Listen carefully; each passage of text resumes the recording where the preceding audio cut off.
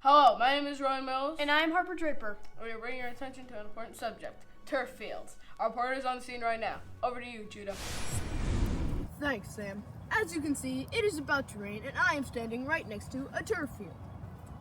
Turf is made of ground-up tires. Some of you may know that a chemical is present in these tires known as 6-PPD. The chemical that keeps the tires fresh reacts with ozone pollution to form 6-PPDQ, which is highly dangerous and toxic to salmon. Not just that, but there are also 50 unknown chemicals in it.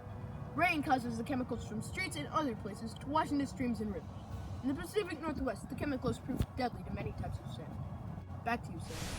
And imagine, it's all going to the streams and lakes, decimating the salmon population, causing 100 different animals, like killer whales, river otters, and bears that are highly dependent on salmon to get less nutrients and cause them to starve. Salmon are also extremely important in a large part of the culture of the indigenous people of the Pacific Northwest. Morgan will tell you about what we can do to help the salmon population recover. Heading over to you now, Morgan. Thanks, Harper. Some things you can do to help are petition against torpedoes. Cork is immensely more environmentally friendly than torpedoes and contains hardly any harmful chemicals. A small handful of schools in the country have started putting in cork fields and begun doing their part in restoring salmon. And back to you, Harper. Thanks, Rowan. This is our Grant CEA salmon tank, and we feed, observe, and care for these salmon until we release them in late March. They won't have to deal with this chemical yet, but once we release them, their chance of survival drastically drops.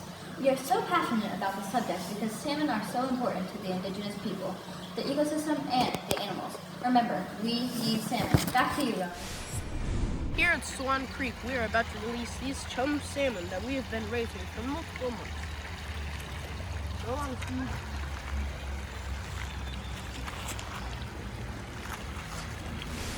Thanks, Judah. And now, Guys, Sam, what are you doing? I just got important news. One of our reporters got an interview with one of the scientists that discovered the chemical. Oh man, show it! Hello, I'm Wilson Black. And my name is Ed Kolodziej. I'm a professor at the University of Washington, Tacoma in the Division of Science and Mathematics. What compelled you to research this topic? Well, in the 1990s, people saw that rainstorms in the Seattle area were killing coho salmon. And that told us that there was something toxic in the water that the fish couldn't survive. So we started trying to figure out what was going on. Interesting. Okay. Now, what did your research discover? Well, we started to look at the chemicals that were present in these rivers where the salmon were dying when it rained. And we figured out that there were chemicals from roads and tires in there. And eventually we figured out that there was a really toxic chemical in tires that was killing the fish. So something that is in everybody's tires was really bad for the salmon. Interesting. So, what advice do you have for the kids who want to make a difference? Well, I think you should pay attention in school and do really well in your math and science and chemistry classes. They're actually really important. And then when it comes to things happening in the natural world, just pay attention. You know, it really took people noticing that something was going on with coho salmon in the rivers during these rainstorms to tell us that we had a problem with the chemicals that we were using in tires. So pay attention. In your opinion, how should we help stop this problem? Well, we need to change the chemicals that we're using to make tires.